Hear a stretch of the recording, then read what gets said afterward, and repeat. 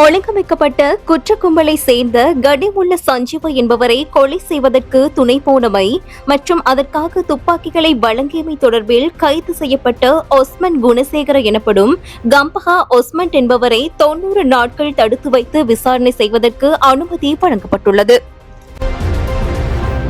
நேற்று கலனி மற்றும் வனவாசல இடையே ரயில் மார்க்கத்தில் ரயில் ஒன்று தடம் புரண்டு பயணிகள் பெட்டி ஒன்று கவிழ்ந்து ஏற்பட்ட விபத்தில் 12 பயணிகள் காயமடைந்துள்ளனர்.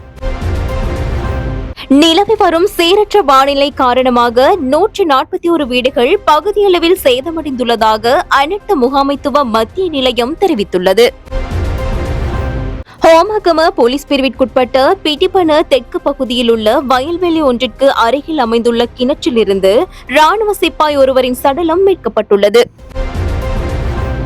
இறக்குமதி செய்யப்படும் வாகனங்களுக்கான சுங்க இறக்குமதி தீர்வை வரியின் மீது 50% மேலதிக வரியை விதிப்பதற்கு நிதி அமைச்சு தீர்மானித்துள்ளது.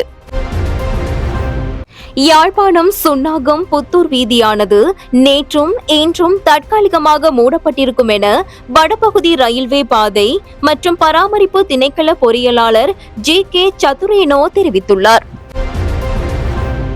ஹொரணை கொழும்பு பிரதான வீதியின் கும்புக்க பகுதியில் இடம்பெற்ற வாகன விபத்தில் ஒருவர் உயிரிழந்துள்ளார்.